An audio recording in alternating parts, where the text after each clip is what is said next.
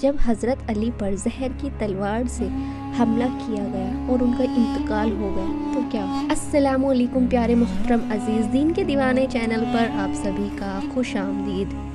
جب 19 رمضان کو مسجد کوفہ میں امام علیہ السلام کی اذان گونجنے لگی تو پوری کائنات میں سوکھا برپا ہو گیا۔ چرندے پرندے جنات چیخنے لگے اور حضرت جبریل علیہ السلام تمام انسانوں سے کہنے لگے کہ اے انسانوں، آج آخری مرتبہ علی کی آواز میں اذان سننا۔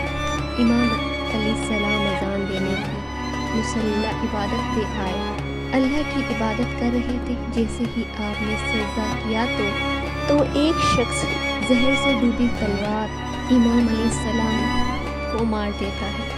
بس مسجد میں خوف قیامت برپا ہو گئی، تمام چاہنے والے سب ٹوٹنے لگے۔ امام علیہ السلام کا مسئلہ خون سے رنگین ہو گیا، آپ کے سر کا خون آپ کے چہرے اور داڑھی پر آ لگا۔ کچھ چاہنے والے اس معاملے کو ڈھونڈنے لگے جس نے مولا علی کو مارا، تو کچھ مولا علیہ السلام کا سر کا خون صاف کرنے لگے۔ اتنی دیر میں مولا علیہ السلام نے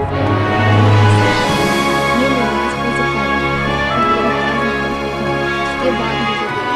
امام علیہ السلام نے نماز پڑھائی اور مسجد میں موجود تمام مسلمانوں نے نماز ختم ہوا تو رحمان اپنے مظلوم جس نے مولا علیہ السلام کے سر پہ وار کیا اس کو پکڑ کے امام کی خدمت میں لایا گیا۔ چاہنے والے شہادت کا شربت بنا کے امام علیہ السلام کے پاس آئے۔ جیسے ہی امام علیہ السلام نے اپنے قاتل کے چہرے پر خوف دیکھا تو امام علیہ السلام کا دل اتنا زیادہ حسین و خوبصورت تھا۔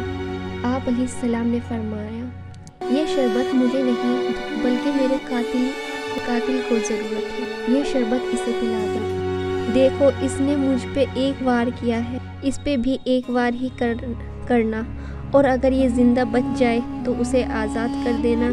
اور تمام چاہنے والے اپنے عدل و انصاف کو دیکھ کے رونے لگے۔ پھر آپ فرماتے ہیں، حسن، حسین، عباس۔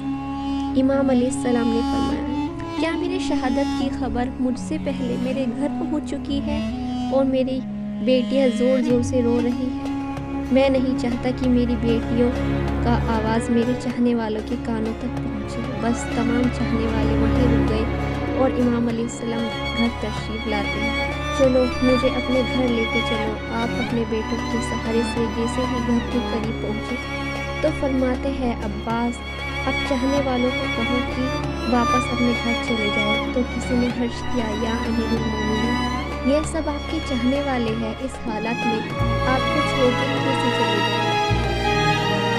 حضرت امام علیہ السلام خطے سے فریاد بلند کرتے ہیں اور امام علیہ السلام سب کو دلاسا دیتے ہیں کہ مجھ سے میرے بھائی اللہ کے رسول حضرت محمد مصطفیٰ نے پہلے ہی فرما چکے تھے کہ اے علی، میری امت تجھے رمضان کے مہینے میں مسجد میں صرف مارے گی، سر سے خون سرخ ہو جائے گا۔ یہ وقت صبر کا ہے، آپ کو بستر پہ لٹایا گیا۔ تاریخ میں لکھا ہو سکے تو آپ ان کو دودھ پلائیں۔ بس جیسے یہ خبر کی گلیاں تک پہنچی تو پھر یہ یتیم بچے اپنے حصے کا دودھ لیے امام علیہ السلام کے گھر پہ آتے ہیں، آواز بلند سے کہتے ہیں، یا حسن، یہ ہمارے اس حصے کا دودھ ہمارے مولا کو پلاؤ۔ ہم ایک مرتبہ یتیم ہو چکے، دوسری مرتبہ یتیم نہیں ہونا چاہتے۔ یہ وقت صبر کا ہے، آپ کو بستر پر لٹایا گیا۔ امام علیہ السلام کے بستر شہادت پہ بھی مسلسل اللہ کا ذکر کرتے رہے۔ بس جیسے ہی 19واں رمضان کا دن ختم ہوا، 20 رمضان کی رات آئی، آپ فرمانے لگے کہ اب میرے حجرے میں کوئی بھی نہ آئے، کیونکہ پوری دنیا کے جنات فرشتے مجھ سے ملنے آ رہے ہیں۔ اور پھر جیسے ہی 20 رمضان کا سورج طلوع ہوا تو آپ امام حسن سے فرمانے لگے، اے حسن، جاؤ میرے تمام چاہنے والوں سے کہو کہ اپنے امام کو آخری دیدار کر لے۔ آپ ہی عقیدہ بند قطار بنے کہ جیسے ہی آپ کی زیارت کے لیے گھر میں داخل ہوئے تو دیکھا کہ زہر پھیلنے کی وجہ سے آپ کا چہرہ پورا ذرہ لال ہو چکا تھا۔ سب رونے لگے۔ حضرت امام علیہ السلام فرمانے لگے، پوچھو جو پوچھنا چاہتے ہو آپ یہ بات، کیونکہ میں علی زمین کے راستے سے زیادہ آسمان کے راستے جانتا ہے۔ جب تم مجھ سے اپنی آنکھوں سے نہیں دیکھو گے تو پچھتاؤ گے کہ کاش کچھ اور پوچھ لیتے۔ بس جیسے ہی حقیقت ملنے لگی، امام علیہ السلام نے فرمایا، حسن پورے خاندان کو میرے ذہن پر امام علیہ السلام نے وصیت کی اور فرمایا، اب اس خاندان کا وارث میرا بڑا بیٹا حسن ہے، جو یہ کہے وہ ماننا۔ اور فرمانے لگی، اے میرے بیٹے حسن، تم اپنی زبان پر ہمیشہ محبت قائم رکھنا اور کوشش کرنا مسلمان کی دشمنی اور تقوی سے دور نہ ہو۔ اگر دنیا تمہارے قریب بھی آئے تب بھی تم اس سے دور نہ ہو۔ اور کبھی دنیا کی چیز نہ ملنے پر افسوس نہ کرنا، ہمیشہ حق کی بات کہنا۔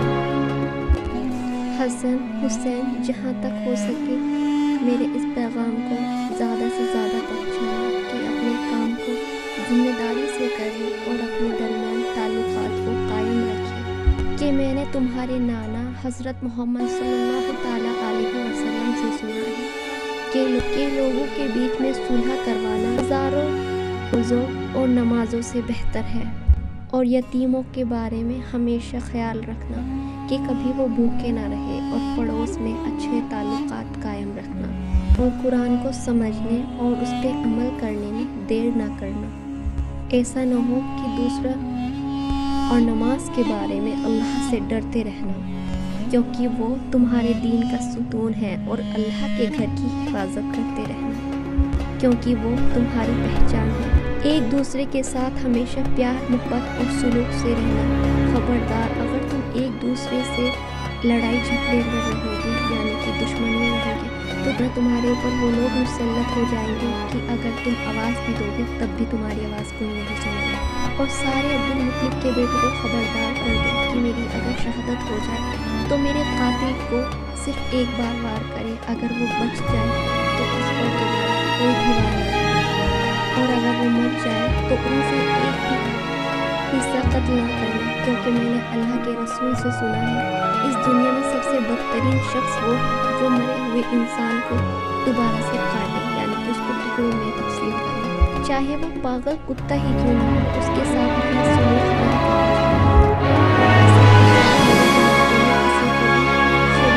پیچھے سے حسن حسین تم اٹھانا اور آگے سے ذکر اور مکائل اٹھانا، اور میری قبر کا کسی کو دین کے دشمن یہ چاہیں کہ وہ میری قبر کھود کے میرے جسم کی بے حرمتی کرے۔ اور حضرت عباس کو فرمانے لگے، عباس، میں نے اللہ سے کربلا کے لیے تمہیں مانگا ہے۔ اور پھر امام حسین کو دیکھ کر رونے لگے، اے حسین، تیری شہادت کی خبر تیرے نانا نے تیری پیدائش کے وقت ہی سنا دی تھی۔ تجھے 3 دن کا بھوکا پیاسا کر کے تجھے کربلا میں شہید کیا جائے گا، تجھے اور تیرے ساتھیوں کو بے دردی سے مارا جائے گا۔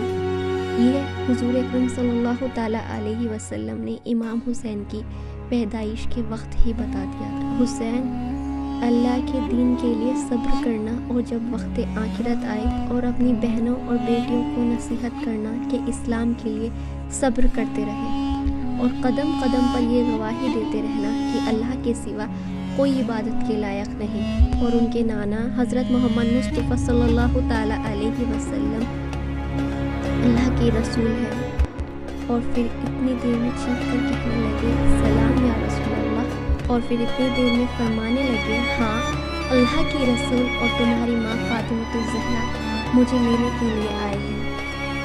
بس پورا گھر زار و قطار رونے لگا، اور یوں امام علیہ السلام نے اپنی آنکھیں بند کر لی، اور یوں نصیحت پر عمل کرتے ہوئے آپ کی جنازے پر کسی کو بھی شریک نہیں کیا۔ پیچھے سے جیسے حسن حسین نے اٹھایا تو آگے سے وہ جنازہ خود پہ خود اٹھنے لگا۔ اتنے میں ایک نورانی اونٹ ظاہر ہوئی اور اس کو اس پہ رکھا تو وہ کوفے پر چلتی رہی، اور پھر وہ ایک ویران جگہ پر جا رکی جہاں ایک چمکدار پتھر تھا۔ جیسے ہی امام